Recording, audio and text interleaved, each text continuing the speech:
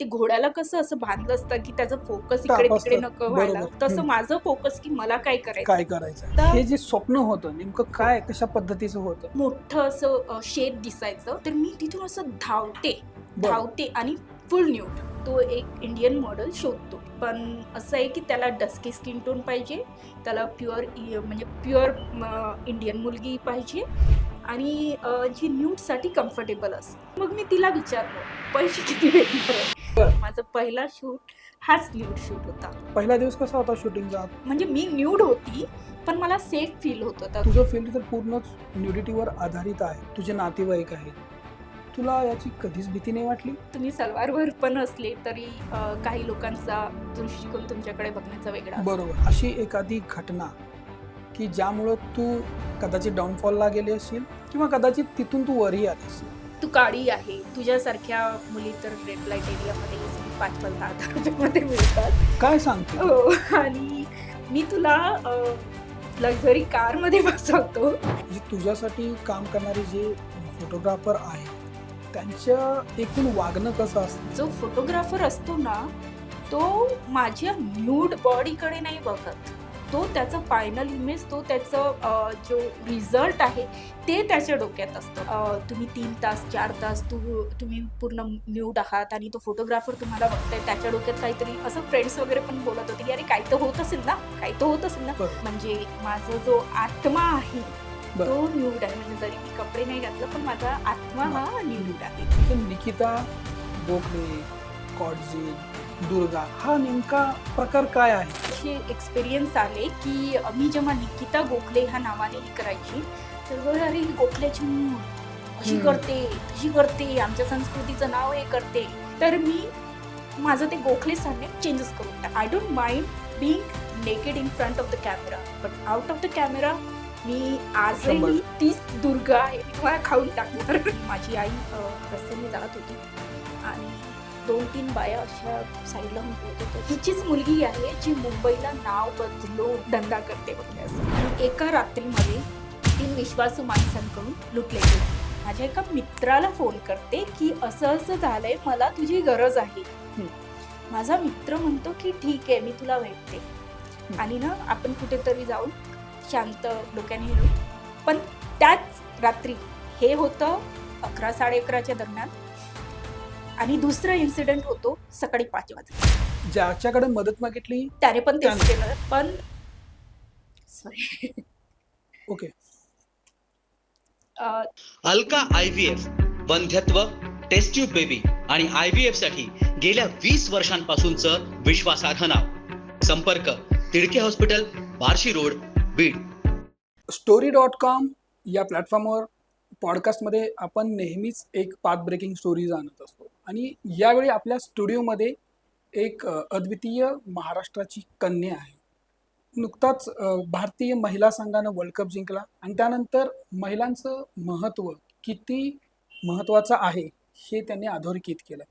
पण आपल्या महाराष्ट्रातील एका ग्रामीण भागातील एक अतिशय सामान्य घरातील स्त्री आंतरराष्ट्रीय पातळीवर कशा पद्धतीनं नाव कमावते हे आज आपण जाणून घेणार आहोत. आज आपल्या पॉडकास्टमध्ये एक अतिशय खास व्यक्तिमत्व आहे जिचं नावच दुर्गा आहे. दुर्गा शक्ती तुम्हाला माहितीच आहे, नवदुर्गा आहे, त्याच्यातलीच एक दुर्गा आपल्या या पॉडकास्टमध्ये अवतरणार आहे. तर ग्लॅमर, ग्रेस आणि ग्रीट या 3 शब्दात मी तिची ओळख करून देईन. आणि दुर्गा गोखले, मला वाटतंय की दुर्गा गोखले हे नाव मराठी आहे, पण ती आता कोण आहे हे जाणून घेऊया. Please welcome. Hi Nikita. Hi, नमस्कार. मला असं वाटतं की दुर्गा गोखले हे मराठी नाव आहे, पण आता तू सध्या तुझं वास्तव्य कुठं आहे? माझं राहणं आता नेदरलँडला आहे, युरोपला. आणि माझं नाव आता निकिता खर्डेन आहे. निकिता हे नाव मी जेव्हा ह्या क्षेत्रामध्ये आली त्यावेळेसच मी चेंज केलं होतं. पण नावांप्रमाणे माझ्या 2 पर्सनॅलिटीज पण आहेत. एक दुर्गा गोखले आणि एक निकिता खर्डेन.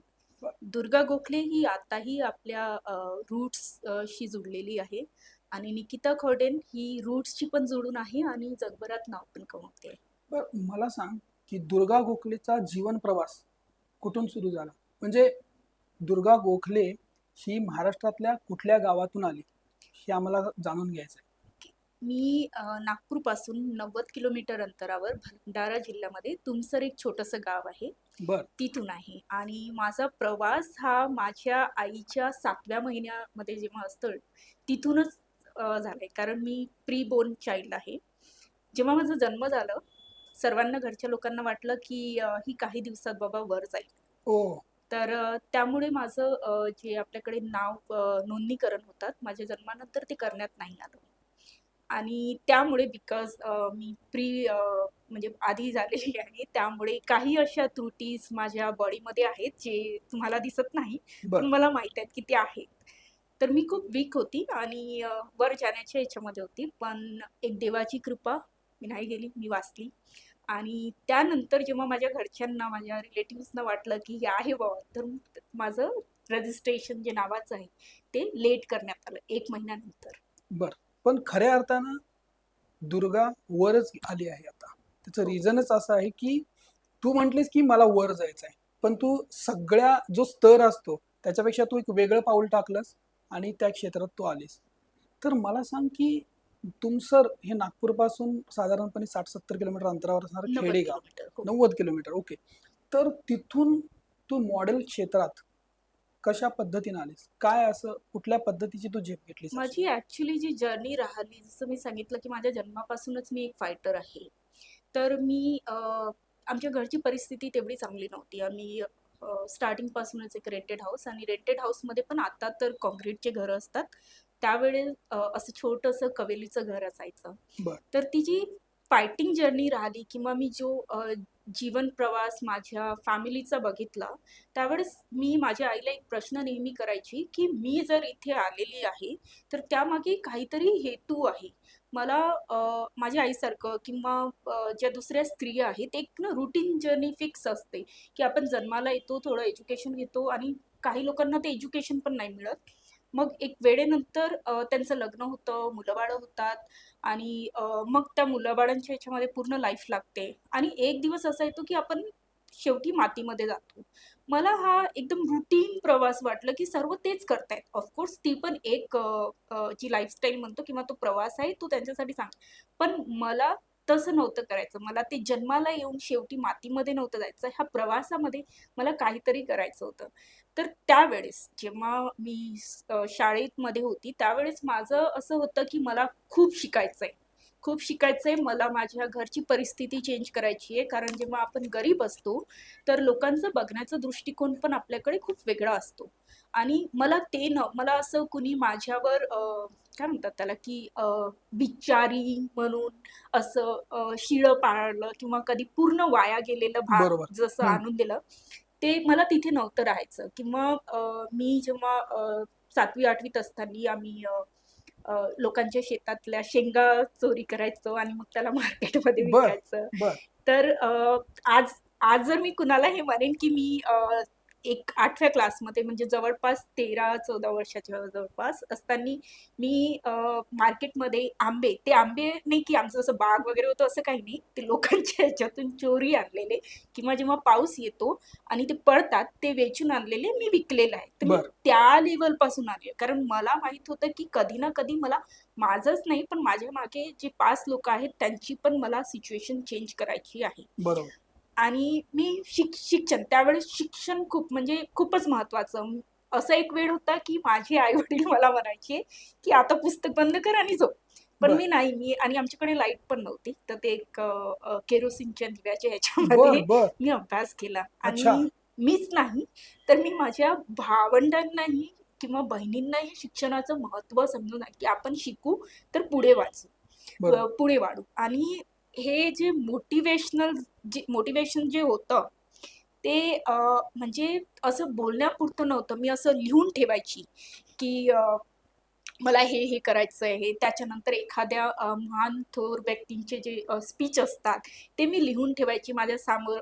आम्ही असं छोटंसं रूम होतं, तिथे आम्ही खाली सर्व बिस्तर टाकायचं. बेड वगैरे नव्हतं त्यावेळेस काही. बर तर बर मला असं वाटायचं की मी जेव्हा सकाळी उठेन तेव्हा मी हे बघेन आहे, मी रात्री झोपेन तेव्हा मी हे बघेन. तर मला असं ते घोड्याला कसं असं बांधलं असतं की त्याचं फोकस इकडे ताप तिकडे असतात. नको व्हायला, बरोबर. तसं माझं फोकस की मला काय करायचं काय करायचंय हे डिसाइडेड होतं.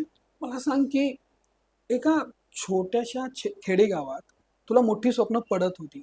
हो. तुझ्या स्वप्नांची दुनिया पुढं साकारत होती. तू फोकस ठेवलं असतं स्वतःला. पण मॉडेलिंग क्षेत्रात यायचा का निर्णय घेतलास? एकतर तुला माहिती आहे की तू छोट्याशा खेडेगावातून आहेस. दुसरी गोष्ट, त्यामध्ये एक रुरल एरिया, आपण आपली परिस्थिती जेमतेम, आणि त्याच्यातूनही तुझ्या समोर तू हे चॅलेंज का घेतलंस? काय रिझन होतं त्याचं असं? ऍक्च्युली ते कसं मला असं वाटतं की ते अचानक झालं. म्हणजे मी 10वीला असताना, असं मी सहसा कोणाला सांगत नाही, पण मी असं स्वप्न बघायची, असं शेतांमध्ये न्यूड, म्हणजे असं मी स्वप्नामध्ये असं धावते, मन मोकळेप्रमाणे स्वातंत्र्याने धावते. बर. तर त्यावेळेस म्हणजे अशी स्वप्न माझ्या याच्यात यायची. आणि मी माझ्या आईला असं, जेव्हा मी चुलीवर भाकरी जेव्हा बनवायची ती, तेव्हा तिला म्हणायची की मला देवाने काहीतरी ना करायला पाठवलंय. एक तर ते खूप चांगलं असू शकतं बर. किंवा खूप चुकीचं असू शकतं. हा हा. त्यावेळेस माझी आई गालावर द्यायची. ओ. किती खाल्लेत गालावर हा, अशा? की माझी मुलगी ना असं थोडंसं मॅड झालं. तिला असं वाटायचं की मला काहीतरी लागलंय वागलंय बर म्हणून. बर. आणि मी तिला हे माझं स्वप्न पण सांगायचं. तर त्यावेळेस ना, म्हणजे गावची लोक आधी तोच विचार करतात की हिला काहीतरी भूत लागलं असेल आहे बुवा. बर. पण तो माझा 10वी 12वीचे असे स्वप्न राहायचे. मला आता हे जे स्वप्न होतं नेमकं काय, कशा पद्धतीचं होतं?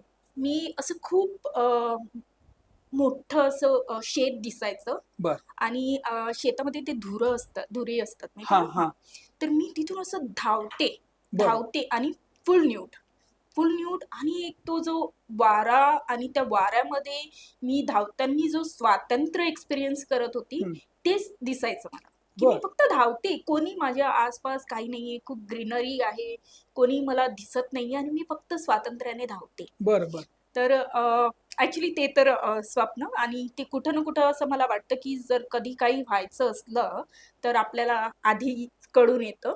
पण बरोबर. माझं मॉडेलिंग क्षेत्रामध्ये असं झालं की मी म्हणजे खूप अभ्यासू, मला काही करायचं होतं. आणि त्यावेळेस थॉट प्रोसेस होतं की मला जगातली दुसरी, म्हणजे वॉरेन बुफेट सारखं बनायचं होतं स्टॉक एक्झॅक्टली. मार्केटमध्ये. हा हा. तर माझं एज्युकेशन, मी ग्रॅज्युएशन केलं, सीए काढण्याचा प्रयत्न केला, पण नाही निघालं. कारण त्यावेळेस सर्व चालू होतं माझं, बर बर. जॉब पण चालू होतं, सीए पण चालू होतं. पण एक वेळ असा आला की मी जेव्हा मग पूर्ण माझा फोकस जो गेला, मी जिथे जॉब करायची स्टॉक मार्केटला ॲज अ डीलर म्हणून मी स्टार्ट केलं. आणि मग मी, माझं लास्ट पोझिशन होतं चंदीगडला ॲज अ रिजनल हेड. बर. खूप कष्ट करावं लागलं, मेहनत घेतली, माझंच नाही तर माझ्या भावा बहिणीचं पण एज्युकेशनचं मी बघत होती. बर. पण कसं, मी जेव्हा आपण एक तो जो प्रवास असतो तो जगतो, मग असं वाटतं की नाही, आपण दुसऱ्याची नोकरी किती वर्षपर्यंत करायचं. तर मग मी स्वतःचं ऑफिस स्टार्ट केलं. बर. पण 1 वर्ष ऑफिस खूप चांगलं चाललं.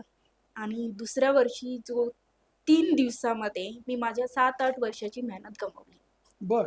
आणि तो एक पहिला पॉइंट, तो एक क्षण असा होता की मी हरली. कधी न हरणारी दुर्गा, जिनी सर्व 3 दिवसामध्ये गमावलं. मला काहीच सुचेना असं नाही झालं. म्हणजे असं काही कळलंच नाही की काय करायचं आता. मला असं वाटलं की मी आता झालं, हे माझं द एंड आहे. मी काही करू नाही शकत. मी जे विचार केले होते की मला माझ्या फॅमिलीला इथे न्यायचंय, तिथं न्यायचंय, आणि मी ऑलरेडी ते केलं होतं, पण तिथून खाली पडलेली होती. बर बर. तर मी ॲक्च्युली माझी ॲक्टिवा घेऊन मी म्हणजे सुसाईड करायला निघाली. बापरे. पण असं असतं की जेव्हा आपल्याला मरायचं असतं ना, तर एक साधा ट्रकही आडवा नाही येत. हा. आणि ज्या दिवशी आपण असं खूप प्रोटेक्शन घेऊन असं चालवत असतो ना, त्यावेळेस गाड्या इकडून तिकडून येतात. तर मी रात्री 5-5:30 सायंकाळी 5-5:30ला निघाली. आणि मी 9-10 पर्यंत माझी ॲक्टिवा चालवत राहिली. काहीच नाही झालं. तर परत वापस आली. पण असं मी दुसऱ्या दिवशी जेव्हा माझा फेसबुक ओपन केला, माझी मैत्रीण नाही म्हणणार मी तिला, कारण मी ओळखत होती वाया. बँकॉकची मॉडेल होती. तिने म्हटलं की दुर्गा, म्हणजे तिने तिच्या इंग्लिशमध्ये म्हटलं की तिचा एक फोटोग्राफर आहे आणि तो एक इंडियन मॉडेल शोधतो. पण असं आहे की त्याला डस्की स्किन टोन पाहिजे, त्याला म्हणजे प्युअर इंडियन मुलगी पाहिजे, आणि जी न्यूडसाठी कम्फर्टेबल असेल. तर मी ॲक्च्युली 24-48 तास इकडे तिकडे हातपाय मारण्याचा प्रयत्न केला. आणि मग आणि ॲक्च्युली त्याला अर्जंटमध्ये पाहिजे होती. तर तिने प्रश्न केला मला की तू करणार का. तिच्यासाठी खूप सहज होता हा प्रश्न, तू करणार का. पण मी त्यावेळेस अशी मुलगी होती जी कधी क्लबला नव्हती गेली, जिच्या सलवारची ओढणी असते ना, आपल्या सूटची ओढणी ती खाली सरकेल तिला असं मी ठीक नाही. बरोबर आमची हात सलवारचे पूर्ण फुल असायचे. बरोबर. आणि मी एक business kind of a woman होती ना, हा म्हणजे हा लोकांना मॅनेज क्लायंट वगैरे एक रिस्पेक्टेड लेवलला. आणि बरोबर. मी असं करणं ते माझ्याही विचारा पलीकडेच होतं. पण मग मी तिला विचारलं पैसे किती भेटणार आहे, कारण त्यावेळेस ऑलरेडी मी स्वतःला संपवण्याचा विचार केला होता. बरं मी तिला विचारलं की पैसे किती. तिने जो अमाऊंट सांगितला म्हटलं ठीक आहे, मी येते बरं. मुंबईला. अच्छा. तर तो माझा पहिला शूट, पहिला मॉडेलिंगचं शूट. लोक आधी पहिला वर्ग, दुसरा वर्ग, तिसरा वर्ग करतात, मग ग्रॅज्युएशन करतात. मी सरळ डायरेक्ट ग्रॅज्युएशन केलं. बरं. माझा पहिला शूट हाच न्यूड शूट होता. अच्छा. मला सांग की पहिला न्यूड शूट हो. ज्यावेळी झाला त्यावेळी तुझ्या भावना काय होत्या आणि तो एक्सपिरियन्स काय होता? कारण तुझं बॅकग्राऊंड आधी असं होतं की Right. तुला हे एक रिबॉर्न एक नवीन लाईफ मिळालेलं होतं खरं तर. बरोबर. पहिला दिवस कसा होता शूटिंगचा? तू नर्वस होतीस? खूप काय नर्वस काय होती. गोष्टी होत्या तुझ्या? खूप नर्वस होती. मला तर आधी असं वाटत होतं की हा काही स्कॅम तर नाहीये ना माझ्यासोबत जो होत आहे. मी जो करते ते म्हणजे बरोबर करते की थोडं थांबून जाऊ, वेट करू आणि हे कॅन्सल. इव्हन मी ज्या दिवशी स्टुडिओमध्ये पोहोचली त्या दिवशी त्या वेळेपर्यंत मला असं होतं की एक काम करते ना दुर्गा, नको करू यार, पकड बॅग आणि परत जा, काहीतरी रस्ता निघेल इथून. हम्म, हम्म. पण मी जेव्हा त्या व्यक्तीला भेटली, त्याने ज्या प्रकारे मला एक्सप्लेन केलं, इनफॅक्ट आजही आम्ही कॉन्टॅक्टमध्ये आहोत आणि आजही मी त्यांच्याकडं शूट करते. तर मला असं वाटलं की तो ज्या नजरेने माझ्याकडे बघतोय, जर मी पूर्ण कपड्यामध्ये रस्त्यामध्ये चालली त्याच्यापेक्षाही वाईट नजर माझ्याकडे बघली जाते. पण हो तो एक रिस्पेक्ट देऊन मला बोलत होता, ठीक आहे. बरोबर. आणि आमच्या ऑफकोर्स मी जेव्हा ऍक्च्युली त्यावेळेस मला पोझिंग वगैरे काहीच नव्हत्या माहीत, बरं. मला लाईट्सही नव्हत्या माहीत. तर त्याने मला सांगितलं होतं की दुर्गा तुम्हाला ना असं राहायचं, म्हणजे ऑफकोर्स इंग्लिशमध्ये. तर मी त्या पोजमध्ये होती. मग त्याने शॉर्ट्स घेतल्या, मग त्याने नंतर चेंज करायला सांगितलं. पण डोक्यामध्ये 100 प्रश्न चालू होतं, पण मी सिक्युअर फील करत होती. कारण जसं मी सांगितलं, मी जर म्हणजे मी न्यूड होती, पण मला सेफ फील होत होतं, कारण डिस्टन्स होतं. डिस्टन्स. त्यावेळेस एक तिथे फिमेल पण होती, पण नंतर त्यांनी तिला बाहेर पाठवलं होतं. आणि असं काहीच नाही घडलं जे मी आधी विचार करत होती. मी जाण्याच्या आधी जे माझ्या डोक्यामध्ये प्रश्न किंवा असं भीती जी चालू होती, तसं काहीच नाही झालं. उलट मला रिस्पेक्ट मिळत होती आणि as an artist point of view ते बोलत होते. बरोबर. त्यांनी मला एवढंसं टचही नव्हतं केलं आणि काहीच नाही. तर बरं. ते सेफ्टी फील झालं मला. आज सोशल मीडिया खूप म्हणजे वास्ट आहे. म्हणजे आजकाल फोटोज व्हायरल होतात, न्यूडिटी खूप प्रचंड प्रमाणात वाढलेली आहे. अनेक शॉर्ट व्हिडिओज किंवा क्लिपिंग्स, फोटोज वगैरे व्हायरल होतात. तुझं फील्ड तर पूर्णच न्यूडिटीवर आधारित आहे आणि त्यामध्ये तुझा परिवार पण आहे. बरोबर. मराठी कल्चर आहे आपलं, तुझे नातेवाईक आहेत. तुला याची कधीच भीती नाही वाटली? मला ॲक्च्युली माहिती आहे का, मला कधी भीती लोकांची नाही वाटली. कारण मी माझा जो चाइल्डहूड किंवा मी जेव्हा शाळा कॉलेजला होती, मी एक एक्सपिरियन्स केलं की लोकं तुमच्या वाईटमध्ये पण तुम्हाला बोलतील, तुम्ही काही चांगलं केलं तेव्हाही तुम्हाला बोलतील आहे. हम्म. आज जर तुम्हाला कोणत्या वस्तूची जर गरज आहे, तर त्यावेळेस लोकं आपला हात बाहेर काढतात. तर तुमची जी सिच्युएशन आहे, ती तुम्हाला स्वतःला चेंज करायची आहे. कोणी दुसरं येऊन तुमची सिच्युएशन चेंज नाही करणार. आणि माझं असं होतं की मी जर गरीब परिवारामध्ये माझं बर्थ झालं, पण मी गरीब मरणार नाही. आणि मला ते नुसती गरिबीच हटवायची नव्हती, पण मला एक सन्मान पण पाहिजे होता. तर आधी मी ते एज्युकेशनच्या लेवलवर ट्राय केलं.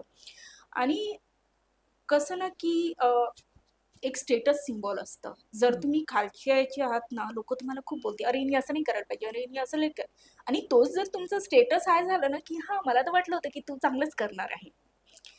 लोकं बरोबर. दोन्ही साइडनी दोन्ही साईडने बोलतात. बोलतात. तर मला इथेच नाही, म्हणजे मॉडेलिंगचंच नाही, मी जेव्हा 17व्या वर्षी घरातून पळून गेली, कारण ऑफकोर्स माझे आई-बाबा माझं लग्नाचं जेव्हा हे करत होते, मला नव्हतं करायचं लग्न. मी घरून पळून गेली आणि त्यावेळेस पण लोकांनी माझं नाव असं बदनाम केलं होतं की मी मुलाबरोबर पळून गेली. बर.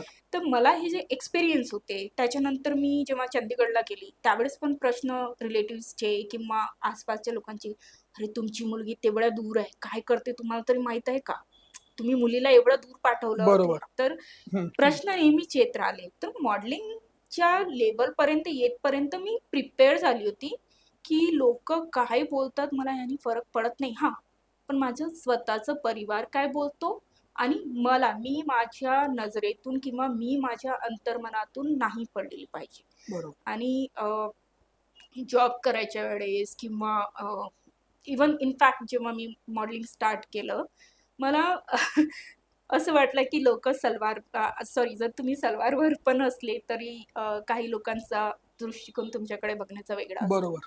तर मला मॅटर नाही करत. तर मी ऐकते, असं नाही की मी नाही ऐकत म्हणून, पण मग ते सरळ असं डायरेक्ट निघून जातं दुसऱ्या कानातून. मी त्याला स्वतःमध्ये असं भरून नाही ठेवत की मला ह्यांनी जे बोललं तेच करायचंय.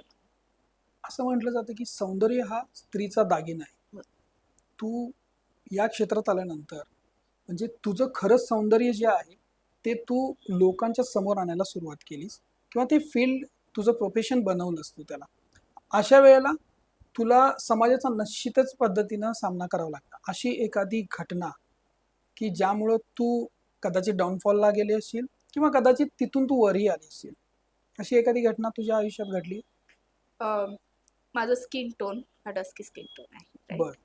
तर आणि मी माझ्या सिबलिंगपेक्षा खूप वेगळी दिसते. मला कलर माझ्या बाबांचा आला आणि हाईट मला माझ्या आईची आली. बर. तर माझ्या सिबलिंग्स पण म्हणजे गोरे आणि लंबे आहेत. तर मला आधीपासूनच हे आलं की अरे यार, ही काळी आहे, ही बुटकी आहे, हिच्यासोबत कोण लग्न करणार, कोणी याला देऊन टाका हिला. हा. तर ते 17 जेव्हा खरंच कोणी म्हणजे मला आठवतं आमच्याकडे काठोडीवाले असतात गावी, म्हणजे जे बॅगमध्ये असे कपडे नेऊन विकतात, तर त्यांच्याशी माझं जुळत होतं. तर ते माझं जे मी हे ऐकूच वाढली की अरे ही काळी आहे, अरे ही बुटकी आहे, राईट. आणि जसं असं थोडासा मेकअपही लावला तर त्यांना असं ओव्हर वाटायचं आणि मला पण ते एक कॉम्प्लेक्स ना मनामध्ये आलं होतं यार की मी चांगली नाही दिसत.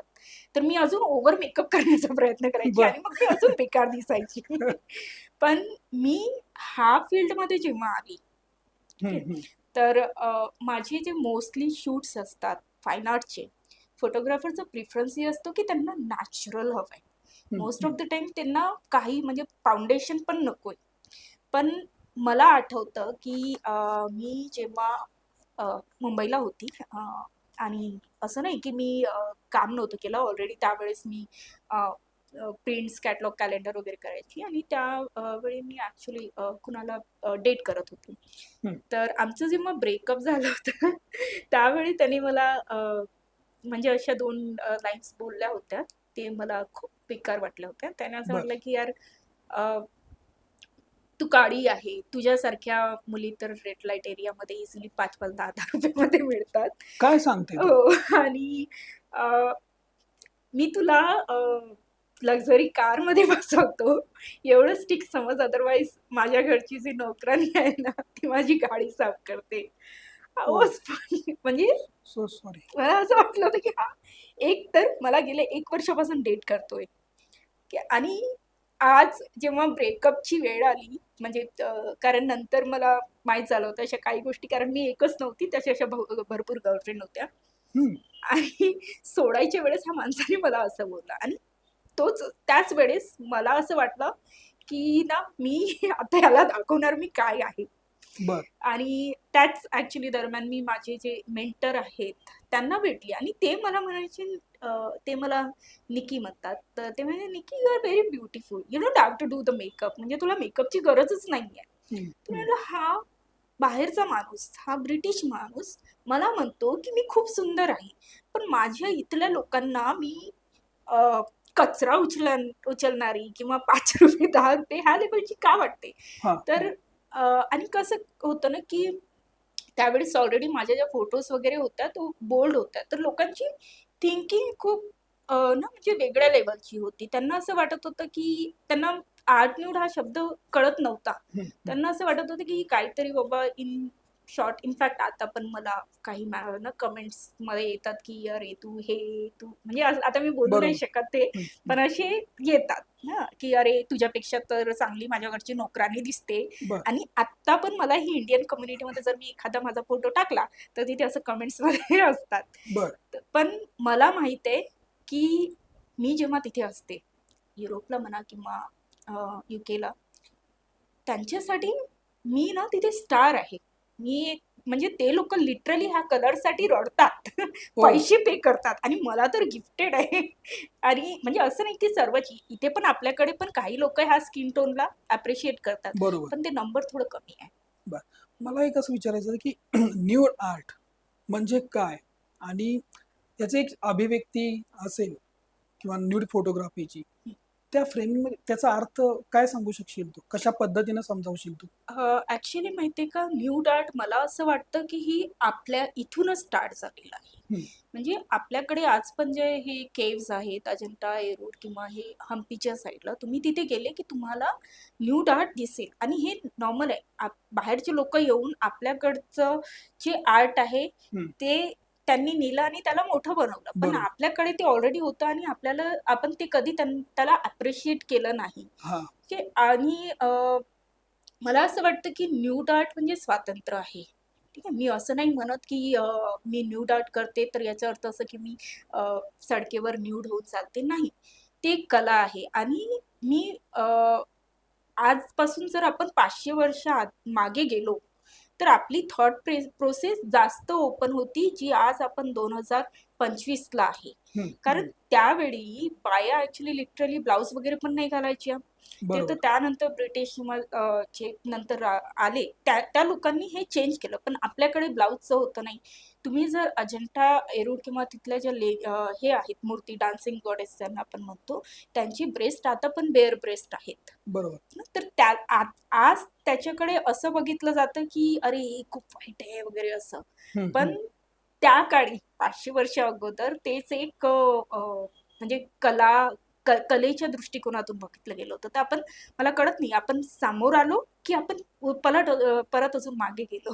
बरं बरं साधारणतः 1836 ते 40च्या दरम्यान म्हणजे फोटोग्राफीची सुरुवात झाली, हो. पहिला फोटो वगैरे सुरुवात झाली वगैरे. आता तुझ्या नजरेमध्ये अनेक फोटोग्राफर्स आले, जवळपास तू 1000 एक फोटोग्राफरशी तू कनेक्ट केलास.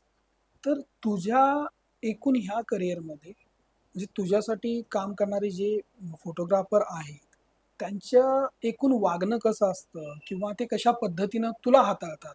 कारण ऑल टुगेदर तुम्ही सेटवर एक फोटोग्राफर आणि हो. तूच असणार आहेस. तर काय एक्सपिरियन्स आहेत तुझे असे?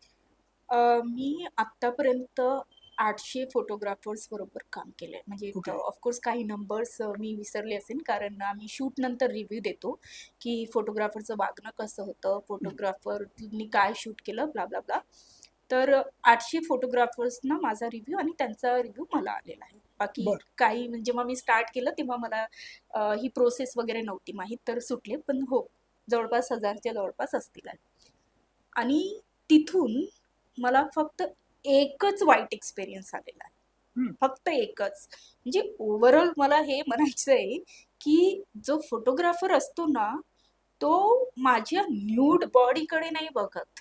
तो त्याचा फायनल इमेज, तो त्याचं जो रिझल्ट आहे ते त्याच्या डोक्यात असतं. खूप लोकांना असंही वाटतं की अरे तुम्ही 3 तास 4 तास तुम्ही पूर्ण न्यूड आहात आणि तो फोटोग्राफर तुम्हाला बघताय, त्याच्या डोक्यात काहीतरी असं.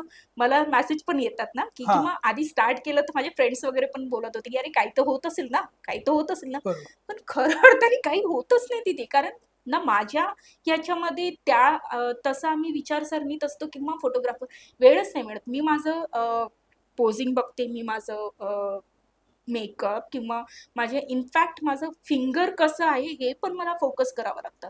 हो आणि तो बिचारा फोटोग्राफर तो लाईट्स बघत असतो, त्याचं फायनल फ्रेम ठीक आहे का, हे विचारसरणी असतं. तर आणि कसं असतं ना की एक गॅप असते. म्हणजे माझ्या स्वतःच्या पण काही अशा अटी आहेत. मी सांगते की तुम्हाला कमीत कमी 2 फीटचं गॅप ठेवायचे. तुम्ही एकदम क्लोज नाही येऊ शकत माझ्या, बरोबर. किंवा तुम्ही मला टचही नाही करू शकत. आणि त्याच्या व्यतिरिक्त तुम्हाला काय शूट करायचंय ते तुम्हाला आधीच मला सांगावं लागेल. आणि हे असं नाही की माझंच आहे म्हणून, असे भरपूर मॉडेल्सचे रूल्स सर्वांचे वेगवेगळे असतात, की मी क्रॉस लेगच शूट करणार, मी माझं लाईक जे डाऊन पार्ट आहे ते असं ओपनली दाखवणार नाही.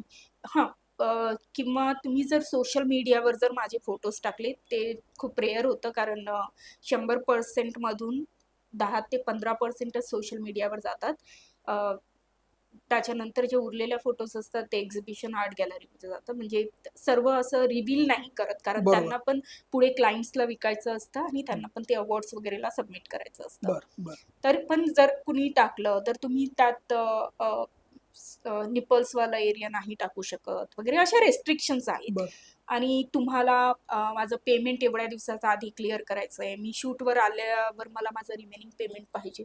तर ते ॲक्च्युली कसं ना, एक्सपिरियन्स नाही आहेत. आज माझं म्हणजे ऑलमोस्ट मी 2013ला माझा जो पहिला शूट होता, पण मी म्हणेन की मी 15 पासून फुल फोकस झाली. ते ॲक्च्युली त्याच्या Exactly. बोलण्यामुळे फुल फोकस झाली. तर आज मला 10 वर्ष मी म्हणेन की सिरियसली मी काम करते इथे. आणि हेच नाही, मी म्हणजे एक आमच्या कम्युनिटीमध्ये नाव आहे. हा. नाव आहे की निकिता खॉडेन, किंवा त्यांनी एक मला नाव दिलेलं आहे नेकेड सोल. ओके. म्हणजे माझा जो आत्मा आहे बर. तो न्यूड आहे. म्हणजे जरी मी कपडे नाही घातलं, पण माझा आत्मा आत्मा हा न्यूड आहे. तर त्यात मी जे फोटोग्राफर्स PSAचे असतात, म्हणजे अमेरिकन सोसायटी USAची एक ऑर्गनायझेशन असते फाईन आर्टसाठी, PSA. त्यात इथून UKला एक RPS म्हणून असते, रॉयल याचं.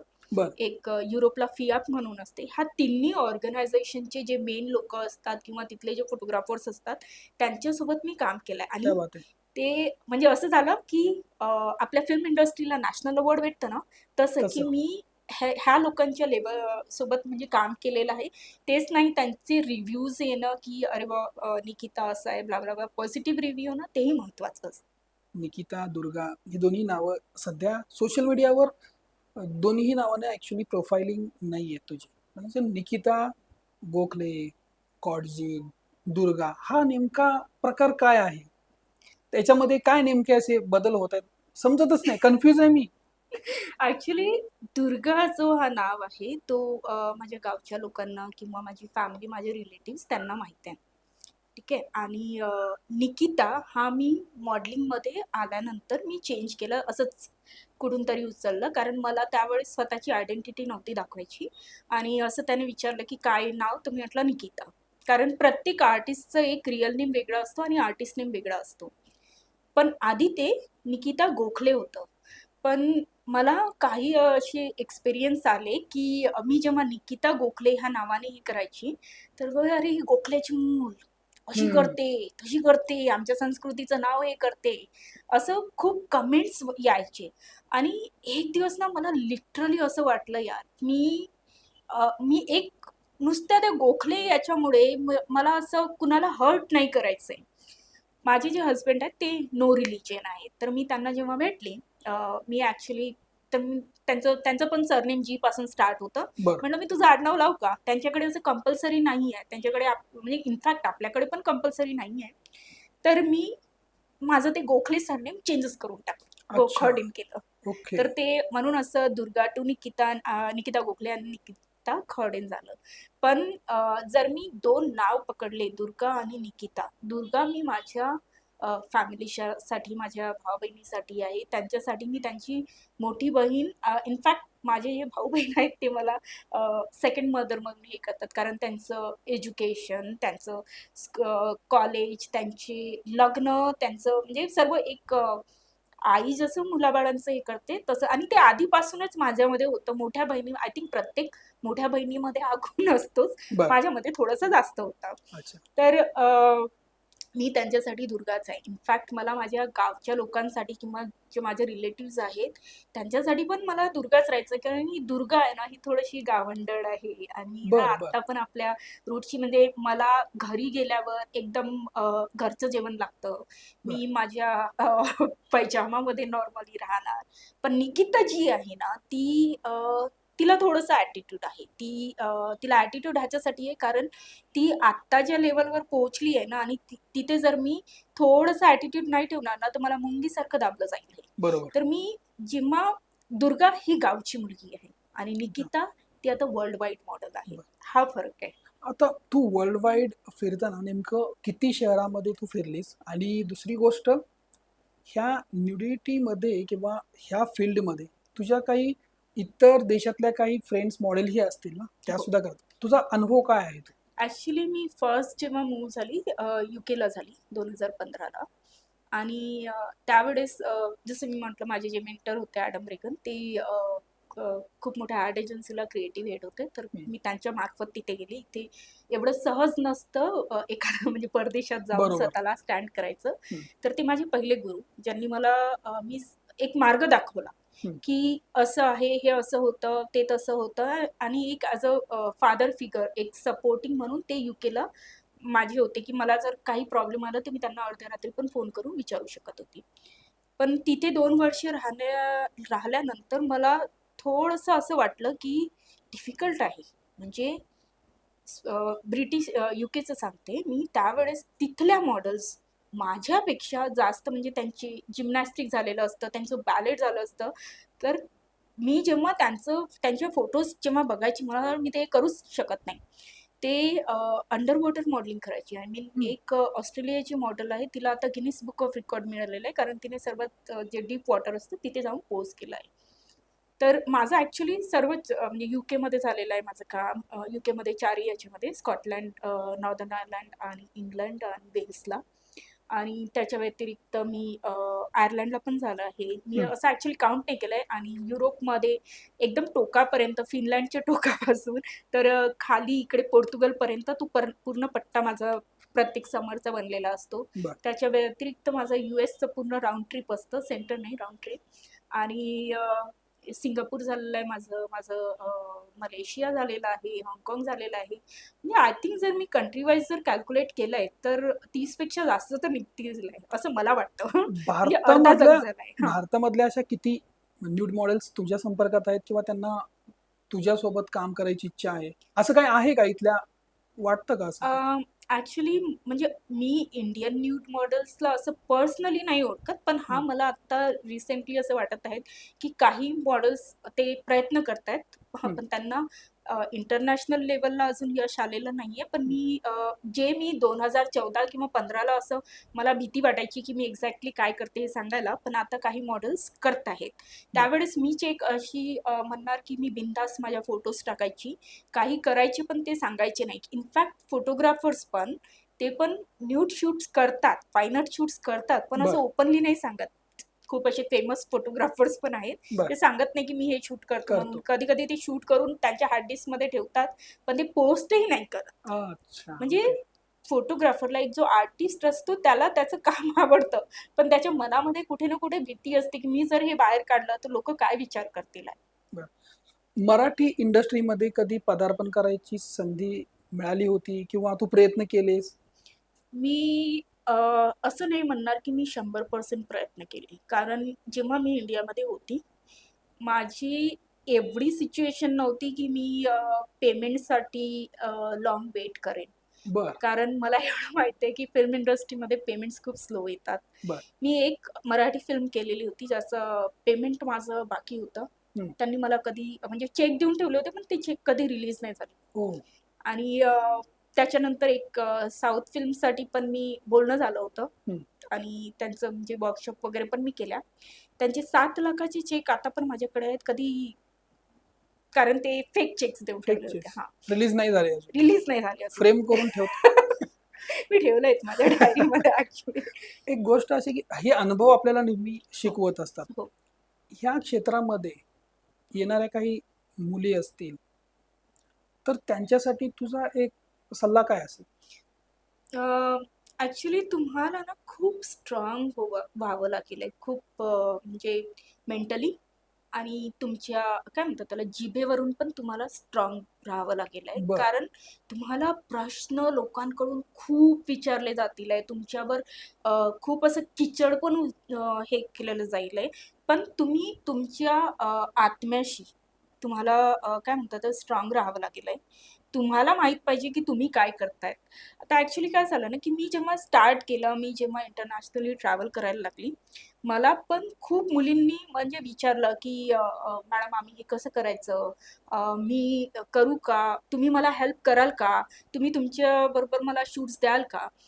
तर मला असं नाही की मला कॉम्पिटिशनची भीती होती, की मला हे नव्हतं पाहिजे की इन फ्युचर काही वर्षानंतर ह्या मॉडेल्स मला म्हणतील आहे, की "अरे, हिने आम्हाला त्या रोडवर नेलं." तर म्हणजे मला ते स्वतःवर नव्हतं पाहिजे. बरोबर. तुम्हाला स्वतःला जर करायचंय, तुम्ही स्वतः प्रयत्न करा. कारण जर उद्या चालून चूक झाली, तर तुम्ही दुसऱ्यांवर ब्लेम ब्लेम नाही करणार करू नाही. शकत. बरोबर. आणि मी आज म्हणजे जसं तुम्ही आपल्याकडे काही छोट्या ह्याच्यावर रील्स बनवतात, त्या तर खूप कमी आहेत. म्हणजे तुम्हाला प्रिपेअर व्हावं लागेल आहे, की लोकं तुम्हाला एकदम खालच्या लेव्हलला बोलतील आहे. पण तुम्ही जर स्वतः स्ट्राँग आहात. मला माहिती आहे मी काय करते, आहे ना. आय मीन मला असं आठवते, की मी जेव्हा स्टार्ट केलंय एक माझे फोटोग्राफर मित्र होते. ते पण फाईन आर्ट शूट करायचे. पण त्यांनी मला एक सल्ला दिला, की "निकिता तुला ना पैशाची गरज आहे ना, पैशाची गरज आहे ना, तर तू एखाद्या रूममध्ये जाऊन ते पैसे काढू शकते. पण ना न्यूड शूट नको करू." तर हं. मला असं वाटलं, की हा माणूस म्हणजे जो स्वतः फाईन आर्ट शूट करतोय, तो मला आणि मी त्याची रिस्पेक्ट पण करते. पण तो मला असं एक ॲज अ फ्रेंड म्हणून सल्ला असा देतोय, की "तू 4 भिंतीच्या आतमध्ये कपडे काढून काहीतरी वाईट कर, पण न्यूड शूट नको करू." ज्याच्यामध्ये मला एक वेगळी रिस्पेक्ट मिळते. कारण कारण त्याचं असं म्हणणं होतं, की "तुला ना समाज असा हा वेगळ्या दृष्टिकोनातून बघेल आहे." आणि मला मला तीच थॉट प्रोसेस बदलवायची होती. आय मीन असं काही झालं मध्ये, की ज्याच्यामुळे मला अ, असं म्हणजे मला नव्हतं पाहिजे कोणी माझ्या परवानगीशिवाय माझ्या शरीराला हात लावेल. म्हणजे ते मी कॅमेऱ्यासमोर बोल्ड असणार. मी कॅमेऱ्यासमोर फुल कम्फर्टेबल आहे. म्हणजे माझे हं. पूर्ण कपडे हे करायला. पण जर तुम्ही माझ्या कामाव्यतिरिक्त जर तुम्ही माझ्याशी एक अपशब्दही बोललेत, तर माझं हात म्हणजे तसं मी फाईट मला करता येत नाही. पण हां, माझ्यामध्ये जेवढी शक्ती आहे, तेवढा मी तुमच्यासोबत लढण्याचा प्रयत्न करेन. ओके. तर I don't mind being naked in front of the camera, but out of the camera मी आजही 100% तीच दुर्गा आहे. मी तुम्हाला खाऊन टाकणार.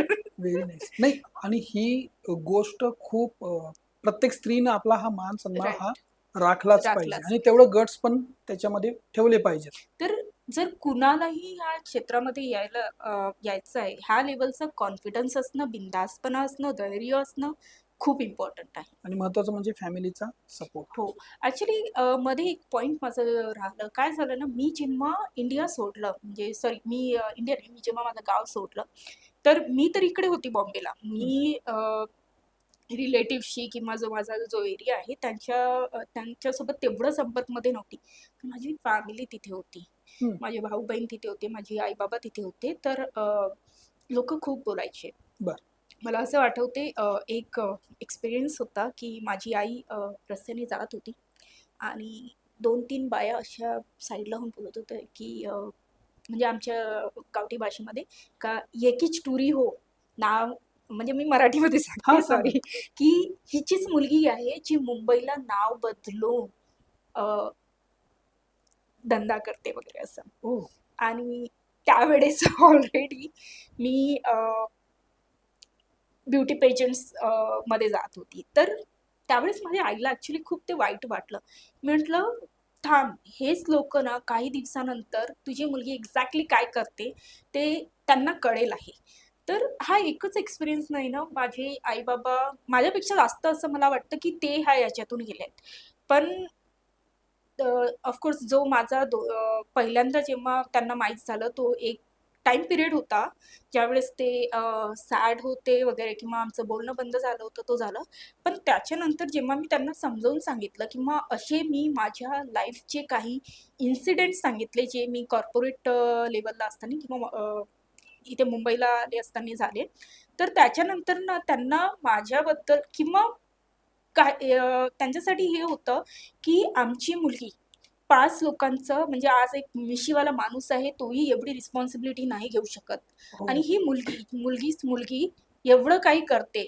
आणि मी त्यांना ठामपणे म्हणजे सांगितलं, की मी असं काहीही चुकीचं नाही करणार, ज्याच्यामध्ये मी माझ्या नजरेतून पडणार. तर तो ओके. विश्वास जो मी माझ्या फॅमिलीसोबत बनवला होता ना, तो खूप इम्पॉर्टंट होता.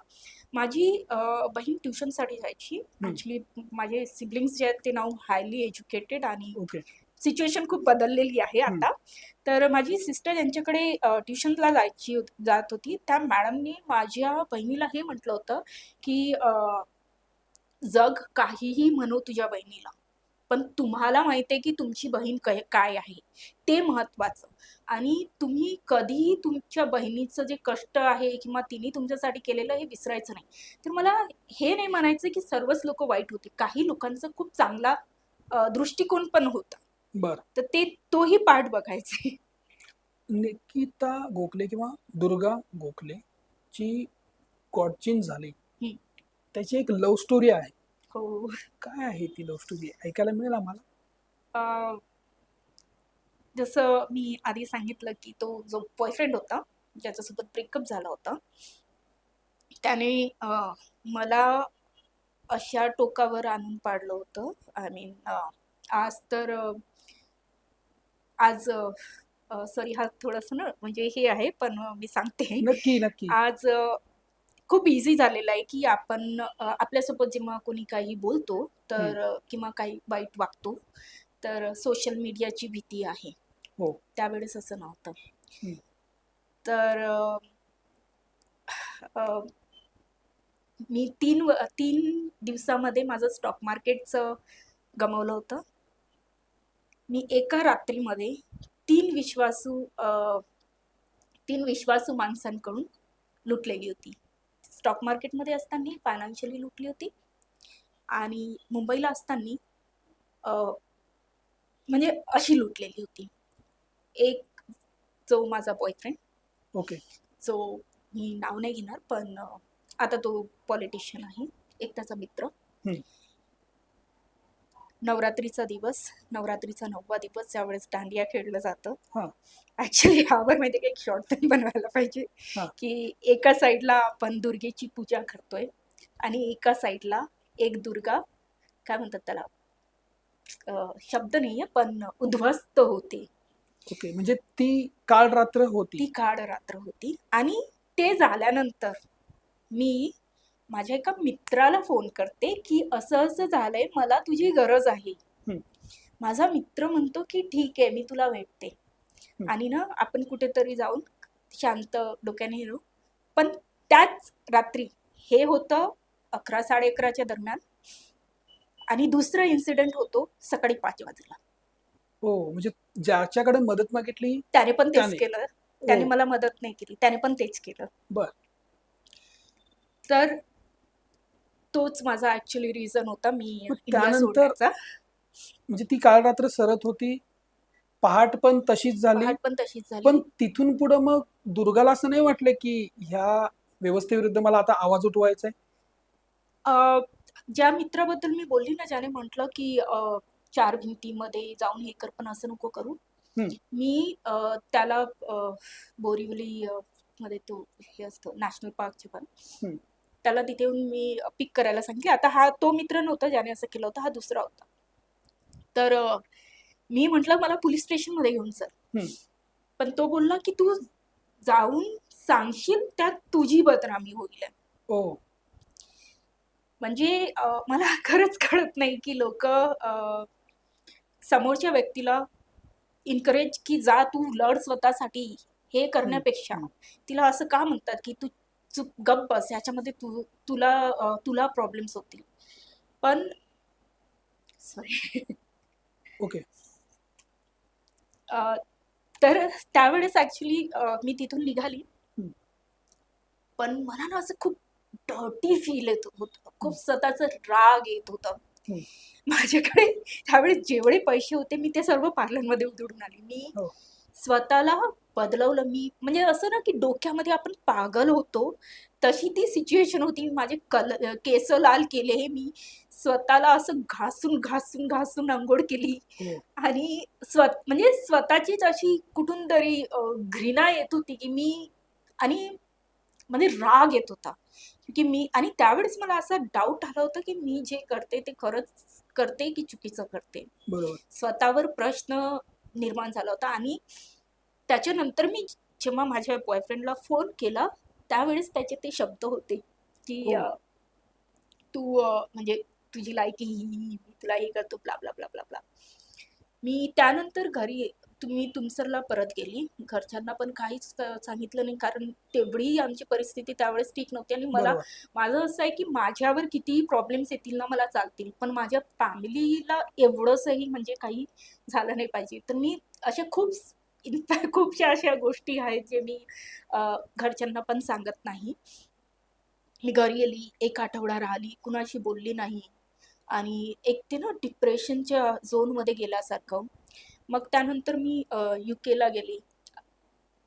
माझा लोकांवर विश्वास संपला. म्हणजे एक सिच्युएशन झाली, मग मी यूकेला गेली. तिथे 1 वर्षानंतर मी दुसऱ्याला भेटली. परत समोरच्या व्यक्ती, म्हणजे जो दुसरा व्यक्ती होता त्याने असा विश्वास बसवून दिला की नाही, मी तुझ्यासाठी काय म्हणतात, तुझ्यासाठी परफेक्ट माणूस आहे. इनफॅक्ट मला अशी सवय आहे की मी माझ्या जे मित्र असतात किंवा माझे म्हणजे जो बॉयफ्रेंड, मी त्याला पूर्ण माझी लाईफ स्टोरी सांगायची.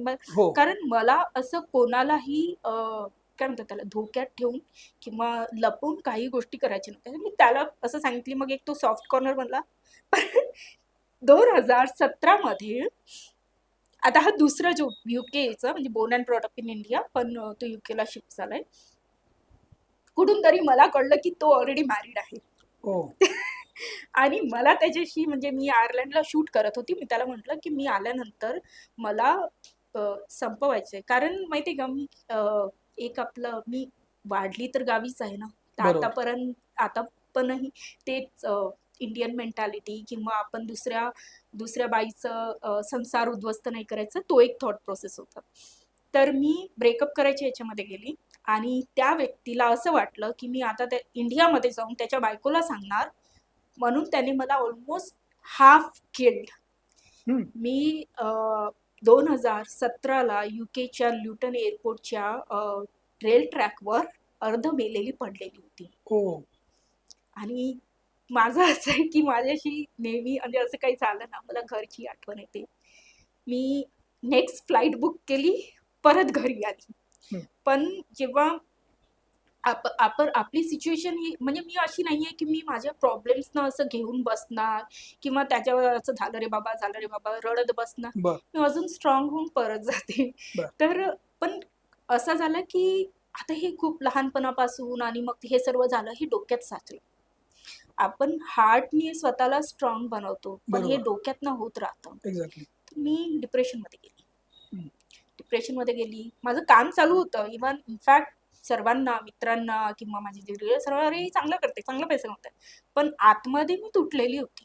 बर. आणि अशा वेळेस मी माझ्या हसबंडला भेटली. पण ते ओके. ऑलरेडी माझे मित्र होते. पण जेव्हा मी काय म्हणतात त्याला, म्हणजे जेव्हा आम्ही रिलेशनशिपमध्ये आलो तेव्हा त्याच्या ऑलरेडी आम्ही मित्र होतो. त्यांना माझ्या लाईफचं सर्व माहीत होतं. आणि पहिल्यांदा मला असं वाटलं की मी काय म्हणतात त्याला, सही माणूस जो माझ्यासाठी आहे, एक परफेक्ट पार्टनर जो मला समजून घेईल, जो माझ्या कलेला समजेल, जो माझ्या प्रोफेशनला समजेल.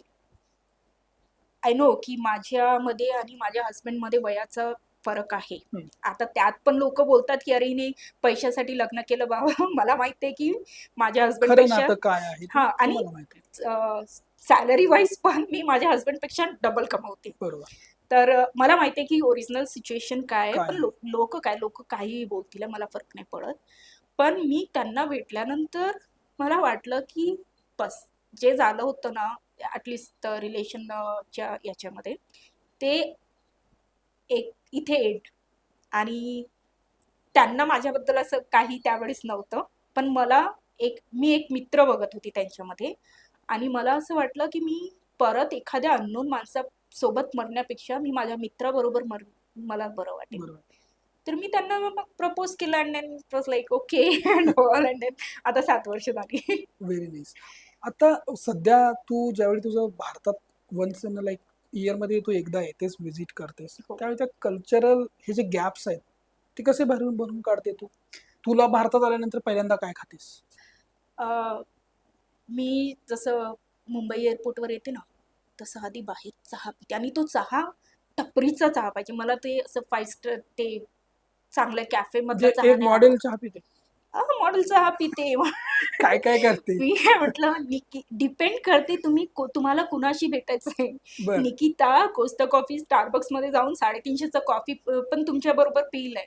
पण तुम्ही जर तिला विचारले की तुला आवडतं काय? तुला ते सॅटिस्फॅक्शन कशामध्ये मिळतं? तुम्ही ते टपरीच्या साईडला राहून 10 रुपयाचा चहा पिण्यामध्ये मला खूप आवडतं. आणि तुझं काहीतरी मॉडेल आहेस म्हटल्यानंतर डायटिंग असणारच, कॅलरीजवर सगळं चाललं असणारच. जे लोक मला ओळखतात, जे माझ्याबरोबर लंच डिनरला येतात ना, ते हसतील हे बोललं तर तुम्ही. कारण मी म्हणजे ऑफकोर्स मला करायला पाहिजे असं डायटिंग वगैरेचं, पण आय थिंक शायद बहुतेक मी गॉड गिफ्टेड आहे त्या केसमध्ये. बर. मी डाएट फॉलो नाही करत, पण हा मी वॉक खूप करते.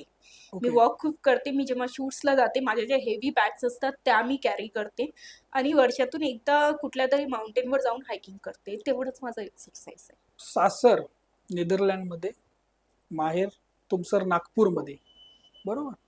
तर मग निकिताला काही पोळ्या बनवता येतात, भाजी करता येते, किंवा आपले जे महाराष्ट्रीयन फूड आहे तिकडे इंट्रोड्यूस झालेत का? निकिताला सर्वच बनवता येतं. निकिता जेव्हा 12 वर्षाची होती, तेव्हा 20 लोकांचा स्वयंपाक बनवायची, चुलीवरच्या भाकऱ्या बनवायची. म्हणजे दुर्गाला. बर.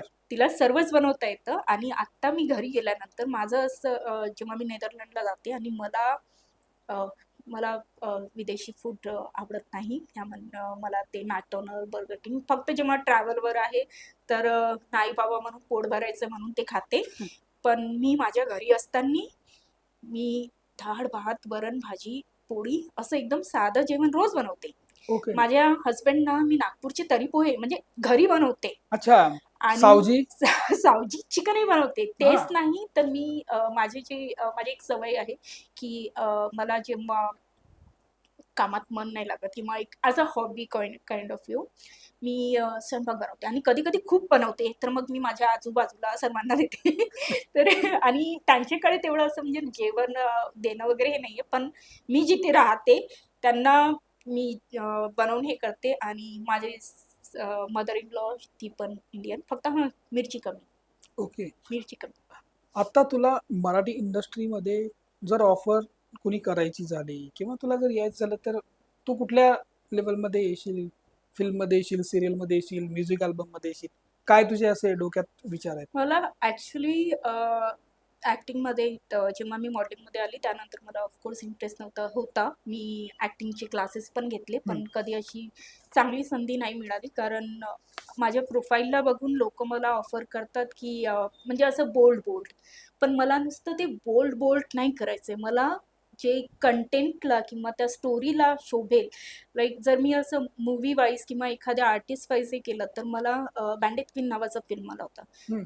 आधी तिथे कंप्लीट न्यूडिटी दाखवली आहे, पण तो सब्जेक्टला मॅच होतो.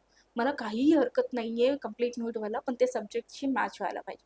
ओके. त्याच्या व्यतिरिक्त मला राधिका आप्टेची जी कॅटेगरी आहे, हो. त्या याच्यामध्ये जायचंय. मला पूनम पांडे, शर्लिन चोपडावाल्या कॅटेगरीमध्ये नाही अच्छा. जायचे.